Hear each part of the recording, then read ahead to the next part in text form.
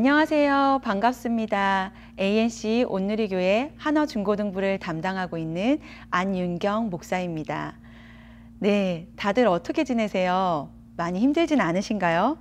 처음 코비드가 시작됐을 때만 해도 이렇게 오래 집에 갇혀 있으리라는 생각은 어느 누구도 하지 못했습니다. 새로운 학기가 시작되었지만 여전히 우리는 아이들을 학교에 보내지 못하고 온라인 수업을 하게 되었습니다. 이게 또 얼마나 어렵습니까? 작은 아이들은 엄마가 일일이 접속을 해주어야 하고 큰 아이들은 수업 시간에 맞춰 깨워줘야 합니다. 또 아이들이 수업은 제대로 듣는지 방문을 닫고 게임을 하고 있는 것은 아닌지 중간중간 아이들이 눈치채지 못하게 확인도 해주어야 합니다. 이렇게 힘든 시간을 보내고 계신 어머님들은 잠시 웃으시라고 제가 공감 가는 영상을 하나 준비해 봤습니다. 우리 영상을 먼저 보도록 하겠습니다. תקשיבו, זה לא עסק, הלמידה מרחוק הזה. באמת, זה פשוט לא, זה בלתי אפשרי. זה לא נורמלי. מהבוקר, אנחנו רק ביום השני, מיליוני הודעות בוואטסאפ, יש לי 4 ילדים שיהיו בריאים, תדמיינו כמה וואטסאפים, כמה מורות לכל ילד, כמה מקצועות לכל ילד, יש לי רק 2 מחשבים בבית, הם רבים מהבוקר על המחשבים, אחד המורים של הבת שלי חי בסרט שהיא ב8 בבוקר תשב לראות אותו על המסך, היא ב8 בבוקר רק הופכת צד במיטה. מה נראה לכם? המורה למוזיקה של הבן הקטן שלי, היא שלחה תווים הבוקר. מה אני אעשה עם המידע הזה? מה, יש לי הרכב של איזו להקה? אני לא יודעת לקרוא תווים. שנייה, אני מוציאה קלרינט ויושבת עם הבן שלי לעזור לו עם התווים. די, חבר'ה, מורים, תנמיכו ציפיות, זה לא הגיוני. וכל היום, איך הילד מרגיש? איך שיצייר ציור? איך הילד מרגיש? הוא כל היום בפלאפון, טוב לו. ישנים טוב, אוכלים, לא מפסיקים לאכול. איך הוא מרגיש? תשאלו אותי איך אני מרגישה. קורסת. אני עוברת מילד לילד. הנה מדעים, הנה מתמטיקה. הנה, חלס, גם איפה אני יודעת את כל הדברים האלה? עכשיו הילדים שלנו יעלו עלינו כמה אנחנו סתומים. זה לא לעניין, באמת. אני יודעת להפוך שבר מדומה. גם אם הוא מדומה, אני רוצה להבין משהו. למה צריך להתעסק איתו? הוא לא אמיתי, עזבו אותו בשקט. מה אני אומרת פה? גמרתם עלינו, זה רק היום השני. אם לא נמות מהקורונה, נמות מלמידה מרחוק. זהו, פרקתי. בבקשה, להוריד קצב, תניחו להם. שיהיה יום מהמם. 어떠세요? 공감 좀 되시나요? 이 영상을 올리신 분은 이스라엘에 살고 있는 엄마이자 또 교사라고 합니다. 이 영상이 업로드되자 이 여성은 뉴스에도 나올 정도로 굉장히 유명해졌습니다. 아마도 온라인 수업을 맡아서 진행해야 했던 엄마들의 마음을 누구보다 잘 대변해 주었기 때문에 높은 조회수를 올리지 않았나 싶습니다. 엄마로서 팬데믹 시대를 살아가는 우리들에게는 또 다른 이름이 하나 더 있습니다. 무엇일까요? 네, 아내입니다. 아내로서는 어떻게 살아가고 계세요? 재택근무를 하고 있는 아빠와 그리고 아이들을 위해서 삼시세끼를 잘 준비하고 계시나요? 네, 여기저기서 한숨을 쉬시는 소리가 여기까지 들리는데요. 네, 저도 굉장히 어렵게 힘들게 삼시세끼를 준비하고 있습니다. 또 그 삼시세끼를 준비하기 위해서 얼굴에는 마스크를 쓰고 양손에는 장갑을 끼고 마치 전쟁에 나가는 군사처럼 중무장을 하고 마트를 다니기도 합니다. 게다가 부부가 함께 재택근무를 하시는 경우에는 이루 말할 수 없는 고통과 어려움이 여러분들 앞에 놓여 있으리라고 생각됩니다. 왜 늘 음식을 준비하는 것은 아내의 몫이어야만 할까요? 이렇게 엄마로서, 아내로서 하루하루 살아가다 보면 가끔 여성으로서의 나의 삶은 사라진 것 같이 느껴지기도 합니다. 그래서 그 허전함과 공허함을 채우기 위해서 우리는 무엇을 하고 있나요? 누군가는 드라마를 보면서 나의 마음을 달래보기도 하고 또 누군가는 온라인 쇼핑을 하면서 코비드가 끝난 이후에 나의 모습을 상상해 보기도 합니다. 그러나 이 모든 것들은 여성으로서의 나의 허전함 그리고 공허함을 채우지는 못하는 것 같습니다. 오늘 이 시간에는 엄마, 아내의 이름을 잠시 내려놓고 여성으로서의 나에 대해 이야기해보는 시간을 가져보려고 합니다. 물론 이 강의를 들으시는 분들 중에는 남성으로서의 정체성을 가지신 분도 계실 것입니다. 그분들은 굳이 여성으로서의 정체성을 고민해보지 않으셔도 괜찮습니다. 오늘 먼저 소개해드릴 영화가 하나 있어요. 82년생 김지영이라는 영화입니다. 혹시 보신 분들이 계실지 모르겠습니다. 1982년에 2년 봄에 태어나 누군가의 딸이자 아내이자 동료로 그리고 엄마로 2019년을 살아가는 김지영이라는 이름을 가진 여성을 통해 한국 사회에 여성으로서 살아가는 여성에 대한 이야기를 담고 있는 영화입니다. 배경이 한국 사회이긴 하지만 현재 미국에서 생활하시는 여러분들과 여러분들의 삶과 그렇게 다르지는 않을 것이라고 생각됩니다. 모르시는 분들을 위해서 잠시 이 영화를 소개하는 영상을 보여드리도록 하겠습니다. 전 결혼하고 아이 낳더라도 잘해 나갈 수 있어요, 팀장님처럼요. 하고 싶은 게 많았습니다. 나는 미국, 언니는?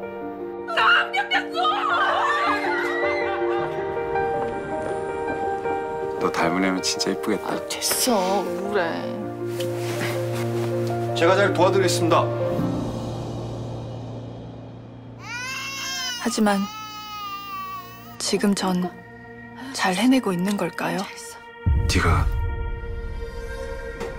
가끔 다른 사람이 돼. 모두가 알지만 아무도 몰랐던 82년생 김지영. 다 안다고 생각했습니다. 아빠 왔다. 내가 목욕시키려고 일찍 왔는데.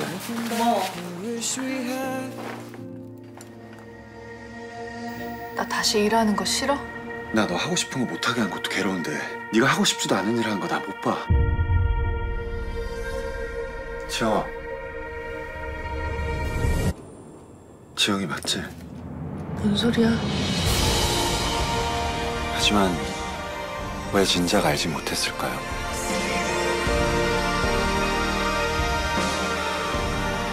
당신과 나의 이야기. 82년생 김지영. 1982년도에 태어나신 분 혹시 계신가요? 저는 그보다는 몇 년 더 일찍 태어났습니다. 이 영화는요, 책을 바탕으로 하고 있는데요. 이 책을 쓴 작가와 제가 동갑이더라고요. 영화가 개봉하기 몇 년 전 저는 책을 통해서 이 이야기를 접했습니다. 영화는 제가 미국에 건너온 후에 개봉이 되어서 보지는 못했습니다. 그런데 들리는 이야기로는 영화관에 온 여성들의 90% 이상은 훌쩍훌쩍 우는 것이 아니라 대성통곡하는 소리들이 들렸다고 합니다. 저 역시도 책을 읽으면서 굉장히 많은 눈물을 흘렸는데요. 주인공 김지영의 삶과 나, 안윤경의 삶이 많은 오버랩을 이루고 있었기 때문입니다. 그만큼 작가는 현대를 살아가는 엄마, 아내, 여성의 삶을 피부에 와닿게 사실적으로 그리고 담담하게 그려내고 있습니다. 김고연주라는 여성학자는요, 이 82년생 김지영을 읽고 나서 우리 모두의 김지영이라는 이름으로 평론을 썼습니다. 그녀는 이렇게 말했습니다. 다양성과 개성의 시대에는 나답게 사는 것, 그래서 나다운 것이 무엇인지를 찾는 것이 개인의 과제가 되었다. 아니, 그런 줄 알았다. 그런데 좀처럼 나를 찾기가 어렵다. 왜 그렇게 되었을까요? 다른 사람들과의 차이를 통해서 내가 구성되어야 하는데 나를 구성할 만한 차이가 다른 사람과 별로 돋보이지 않았기 때문입니다. 물론 개인의 정체성을 구성하는 요소들은 다양하기 때문에 어떤 정체성에 보다 많은 의미를 부여하느냐에 따라 개인의 경험은 달라질 수 있습니다. 그렇지만 이렇게 다양한 정체성들 중에서 이 평론가는 자기 정체성의 핵심이 성이라고 보았습니다. 맞습니다, 여러분. 남성과 여성, 이것이 바로 첫 번째 나를 결정하는 정체성입니다. 여성이라는 정체성에 그래서 우리는 한번 주목해 보았으면 좋겠습니다. 이 영상을 보고 있는 대다수의 부모님들은 아마 여성이라는 정체성으로 이 땅에서 살아가고 있기 때문입니다. 저 역시도 마찬가지이고요. 여러분, 그렇다면 여러분은 여성이라는 정체성을 가지고 잘 살아가고 계신가요?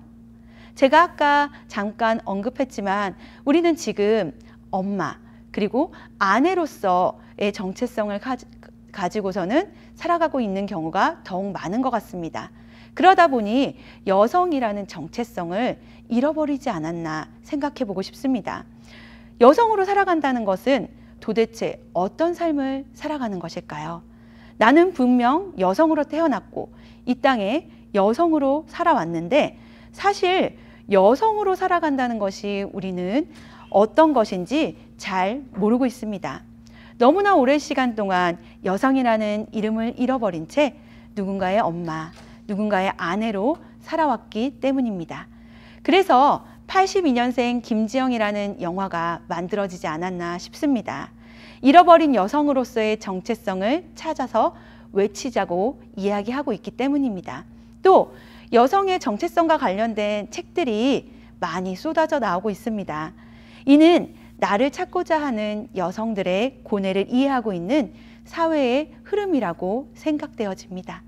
너무나 오랜 세월 잊혀졌기 때문에 여성의 정체성을 찾아가는 길은 꽤 어렵고 또 힘든 일이고 오래 걸리는 길이기도 합니다. 잠깐의 세미나를 통해서 갈증을 해소할 수는 없을 것 같습니다. 또 저에게 주어진 시간이 짧기 때문에 저는 오늘 이 질문에 대한 답을 핵심적으로 제시해 보고자 합니다. 바로 우리 인간이 시작된 곳, 태초의 그곳에서 여성으로서의 정체성을 찾아보고자 합니다. 성경에서는요, 여성이라는 정체성에 대해서 어떻게 설명하고 있을까요? 생각해 보신 적 있으신가요? 출산과 육아가 여성의 정체성이라고 성경은 이야기하고 있을까요?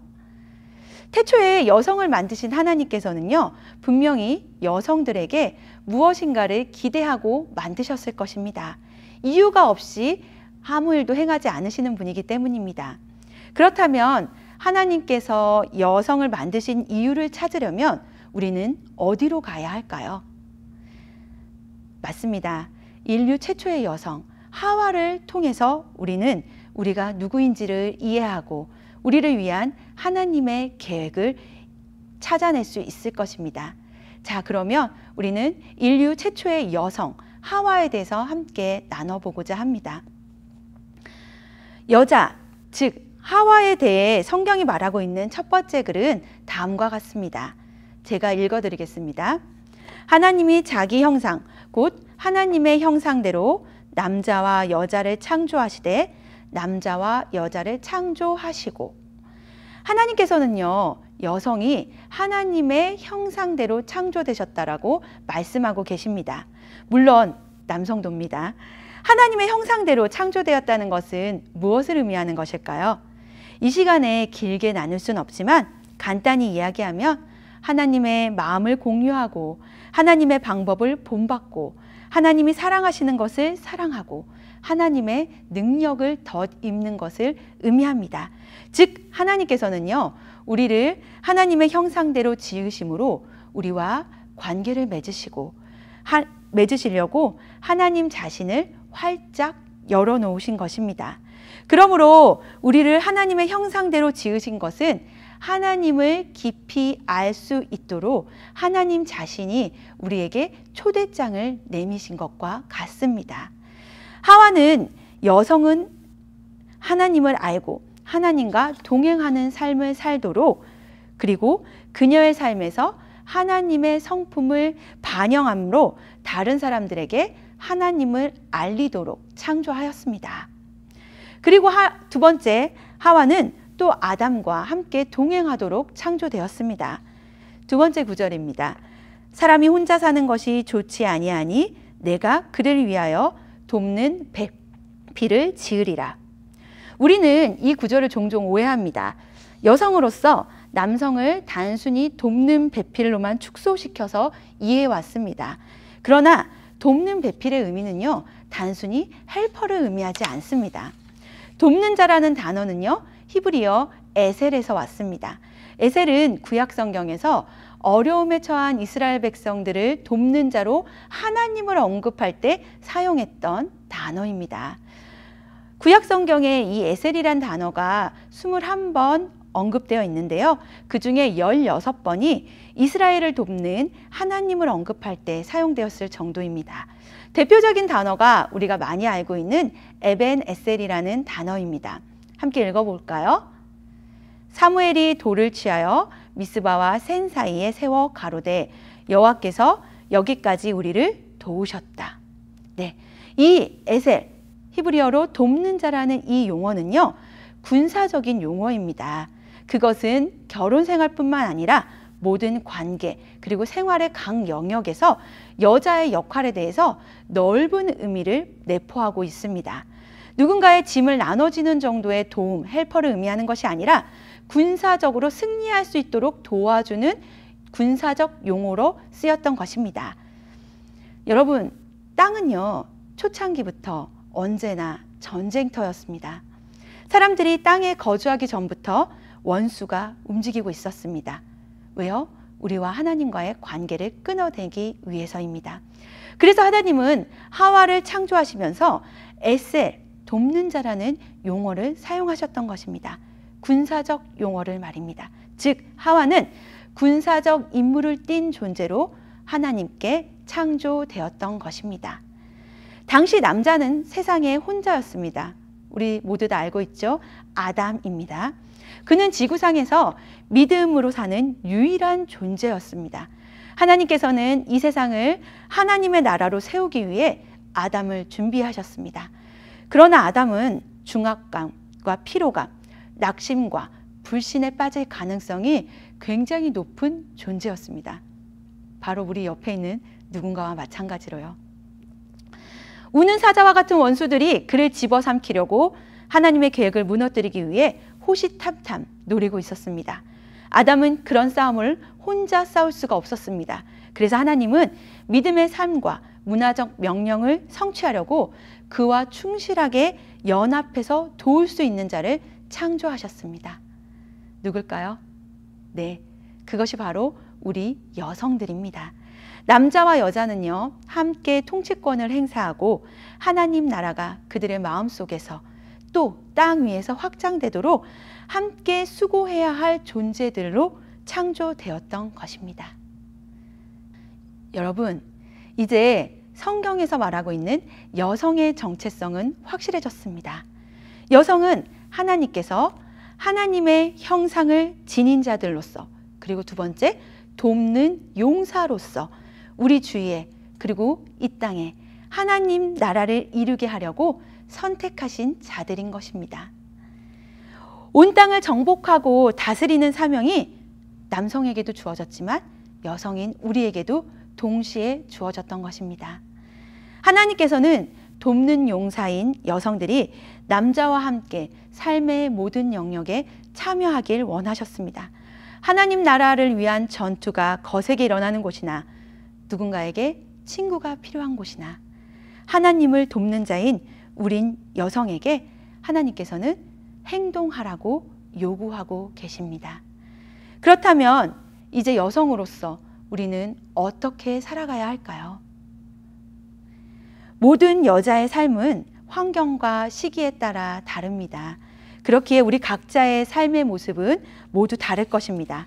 그러나 하나님의 형상을 지닌 자로서 여성이 해야 하는 가장 중요한 일은 마음을 다하고 성품을 다하고 힘을 다하여 여호와 하나님을 사랑하시는 것입니다. 그리고 두 번째는 돕는 자로서 이웃을 자기 몸같이 사랑하는 것입니다. 그렇다면 우리에게 맡겨진 가장 가까운 이웃은 누구일까요? 네, 가족이지요. 남편과 자녀들입니다. 여성으로 살아가는 우리에게 그래서 하나님께서는 또 다른 이름, 엄마와 아내를 주셨던 것입니다. 하나님께서 여성에게 주신 고귀한 사명을 가지고 우리는 이 땅에 엄마와 아내로 살아가야 하는 것입니다. 아내에 대해서도 할 이야기가 무척 많지만 오늘은 엄마에 대해서 포커스를 맞춰서 이야기를 진행하도록 하겠습니다. 제가 아까 잠깐 언급했지만 엄마로 살아가기 어떠세요? 네, 그저 웃을 뿐이지요. 여러분 혹시 맘충이라는 단어를 아시나요? 한자어로 엄마 벌레라는 뜻입니다. 미국 사회에서는 많이 쓰이지 않을 텐데 제가 비슷한 단어를 잘 모르는데 현재 한국 사회에서는 이 맘충이라는 단어가 굉장히 자주 빈번하게 SNS에 등장하는 경우들이 있습니다. 아까 잠깐 봤던 82년생 김지영이라는 영화에서도 이 맘충이라는 단어가 등장을 합니다. 출산 후에 아이를 위해 직장을 그만둔 김지영 씨는 독박 육아 몇 개월 만에 겨우 집을 나와 1,500원짜리 커피를 사서 카페에서 마시게 됩니다. 그런데 직장인들 점심시간과 겹쳤는지 그들과 마주치게 됩니다. 그리고 유모차를 끌고 나온 그녀가 눈에 거슬렸는지 그들은 그녀를 보고 수군대기 시작합니다. 남편이 힘들게 벌어온 돈으로 카페나 다니면서 자기 아이만 위하는 이기적인 벌레, 맘충이 저기 있다 라고 손가락질을 합니다. 그 일 후에 김지영 씨는 퇴근해서 돌아온 남편에게 이렇게 말합니다. 그 커피 1,500원이었어. 그 사람들도 같은 커피 마셨으니까 얼마인지 알았을 거야. 오빠, 나 1,500원짜리 커피 한 잔 마실 자격도 없어? 아니, 1,500원이 아니라 1,500만 원이라도 그래. 내 남편이 번 돈으로 내가 뭘 사든 그건 우리 가족 일이잖아. 내가 오빠 돈을 훔친 것도 아니잖아. 죽을 만큼 아프면서 아이를 낳았고 내 생활도 일도 꿈도 내 인생 나 자신을 전부 포기하고 아이를 키웠어. 그랬더니 벌레가 되었어. 나 이제 어떻게 해야 돼? 김지영 씨의 대사 동의하시나요? 남성들과 동등한 교육을 받았고 오히려 조금 더 나은 결과를 우리들은 창출해내기도 했습니다. 그리고 회사를 다녔습니다. 그런데 막상 아이를 낳고 출산을 하다 보니 아이에게는 그 무엇보다 엄마의 품이 필요했습니다. 우리는 결단을 내려야 했습니다. 누군가는 직장을 그만두고 집에 머물며 아이를 열심히 양육했습니다. 또 누군가는 아이를 기관에 맡기고 회사와 집을 오가며 또 열심히 양육했습니다.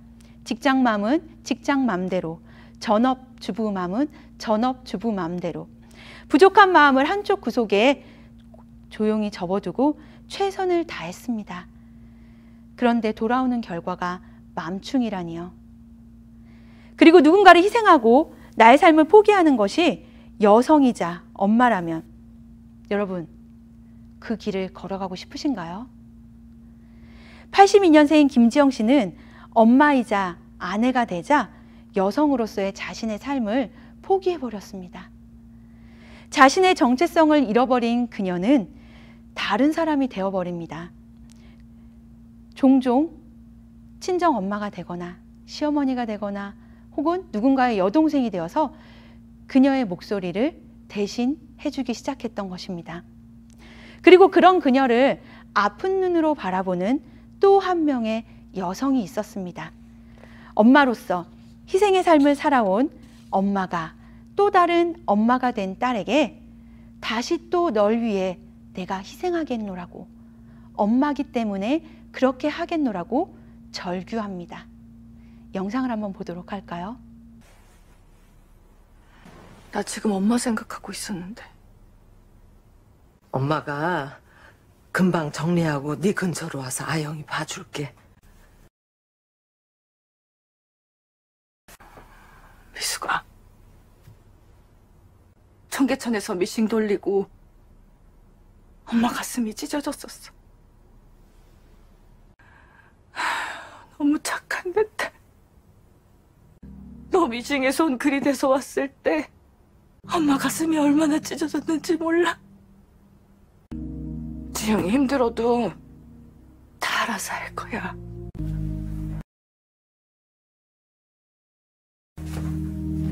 금 같은 내 새끼, 옷 같은 내 새끼, 정서방. 82년생 김지영을 평론하는 많은 평론가들은 이 책에서는 희망을 이야기하지 않고 있다고 이야기합니다. 타인에 대한 돌봄이 사라진 시대에 거의 유일하게 타인을 전적으로 돌보고 있는 존재인 엄마를 바라보는 사회 구조적인 문제가 해결되지 않는 한은 말입니다. 그렇게 여성들이 함께 연대해서 그 문제를 적극적으로 해결하며 살아가야 한다고 말하고 있습니다. 저도 물론 동의합니다. 엄마가 아닌 자신을 드러내면 엄마의 자격을 의심받고 아이를 다음 세대를 키우는 것은 여성의 의무가 아니라 함께 책임져야 할 사회의 의무인데 개별 가정에서 독박 육아를 하고 있는 엄마들에게 그 모든 짐을 맡기는 것은 불합리한 일이라고 말하고 싶습니다. 그런데 저는 오늘 여러분들에게 새로운 도전을 드리고 싶습니다. 성경적 관점에서 하나님의 시선으로 이 문제를 바라보고자 합니다. 이 영상을 보고 있는 우리는 그냥 여성이 아니라 그리스도인 여성이기 때문입니다. 그렇기 때문에 그럼에도 불구하고 우리에겐 희망이 있습니다. 왜요? 우리는 엄마이기 이전에 여성이기 때문입니다. 여성으로서 엄마의 이름을 가지고 살아가는 여러분들은 하나님의 형상대로 지음받은 돕는 용사이기 때문입니다. 그렇게 우리는 우리에게 맡겨진 환경, 특히 가정에서 나에게 맡겨진 자녀를 돕는 엄마의 삶을 당당하게 용사로서 살아가야 합니다. 그것이 여성으로 창조된 우리의 사명이기 때문입니다. 이 패러다임이 바뀌게 된다면 자녀를 낳아 키우는 것이 더 이상 희생이고 고난이 아닙니다. 나의 정체성을 포기하는 삶은 더더욱 아닙니다. 오히려 하나님께서 나를 이 땅에 보내신 사명을 이루고 있는 것입니다. 우리는 여성으로서 생명을 책임지는 자들이기 때문입니다. 그리고 이런 당당한 모습을 가진 우리들을 보고 자녀들은 엄마라고 부릅니다. 엄마라고 불리는 삶을 사는 동안 여성으로서의 정체성을 잃지 않도록 두 가지 제안을 하고자 합니다. 첫 번째 제안은요, 엄마로서의 삶을 충실하게 살아내는 시간 동안에도 하나님이 주신 달란트를 끊임없이 개발하시기 바랍니다. 제가 몇 년 전 한국에서 사역하고 있었을 때입니다. 그때도 지금처럼 학부모들을 위한 12주 학부모 세미나를 준비해서 진행했었습니다. 당시 저의 큰 아들이 지금은 8살인데요. 돌을 막 넘긴 시점이었습니다. 그렇기 때문에 아직 학부모가 아닌 입장에서 학부모 세미나를 준비하는 제가 할 수 있는 일들은 굉장히 제한적이었습니다. 그래서 저는 그 강의에 맞는 강사들을 초청하고 저는 성경적 관점에서 학부모에 대한 강의를 했었던 것 뿐이었습니다. 그래서 오히려 세미나에 오시는 분들에게 엄마와 직장맘 사이에서의 갈등과 내려놓음에 대해서 제가 오히려 상담을 요청하곤 했었습니다. 직장맘들을 위해 토요일 오전에 세미나를 진행했었는데요.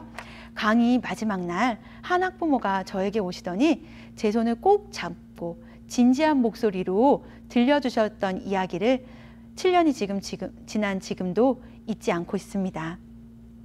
제가 당시에는 전도사였는데요. 이렇게 이야기해 주셨습니다. 전도사님, 지금 하고 계시는 일 놓지 마세요. 제가 아이를 키우면서 제일 잘한 일이 직장을 놓지 않았던 일이에요. 아이가 어릴 땐 저도 여러 번 포기하고 싶었습니다.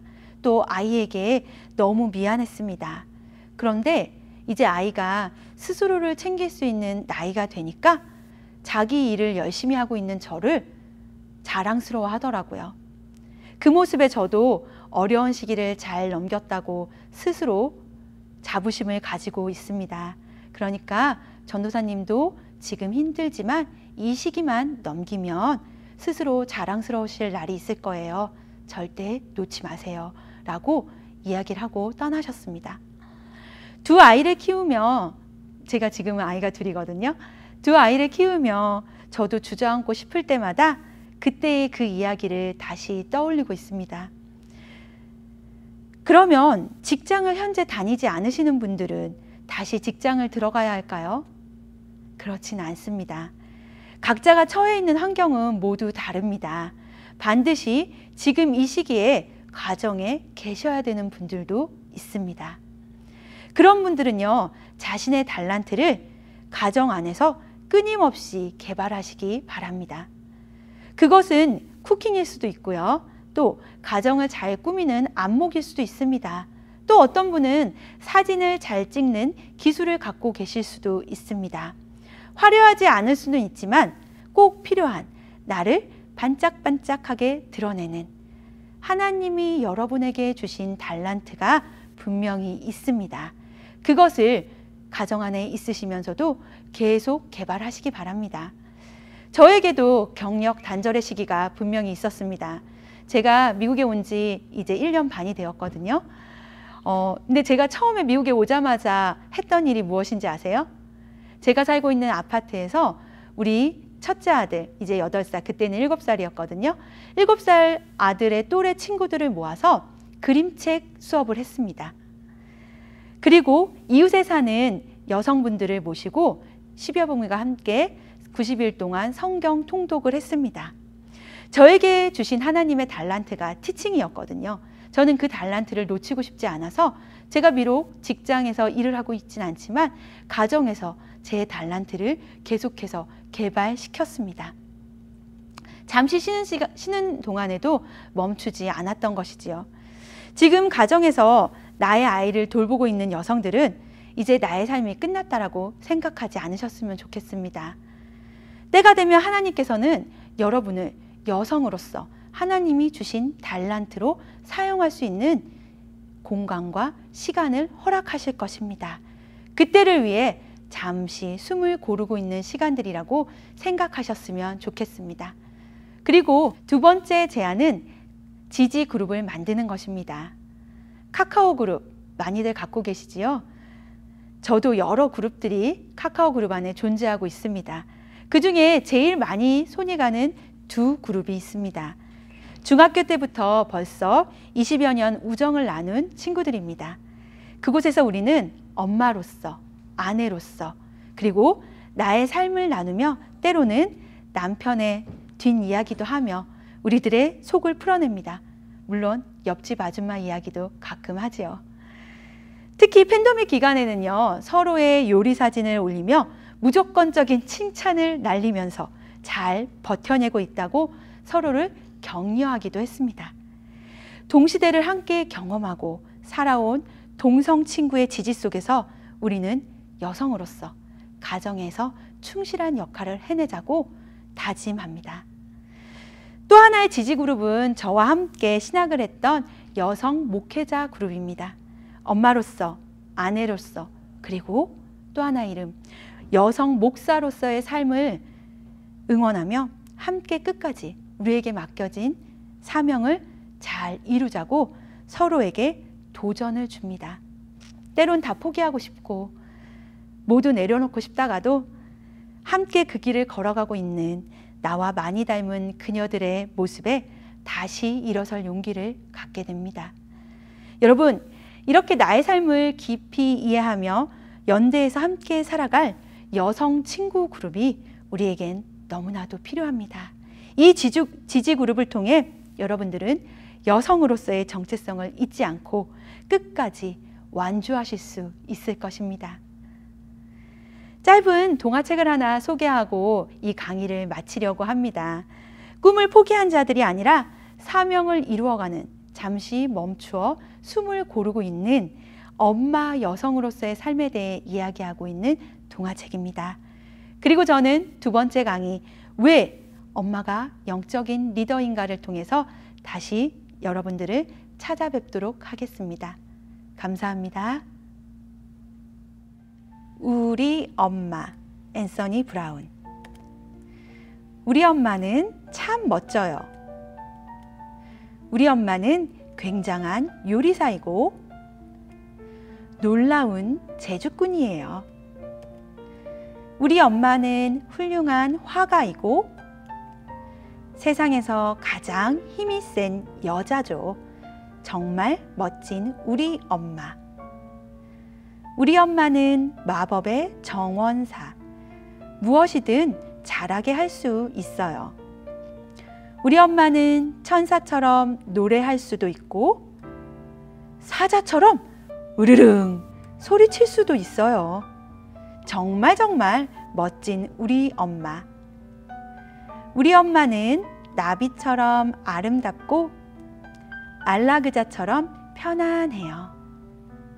아기 고양이처럼 부드럽고 코뿔소처럼 튼튼해요.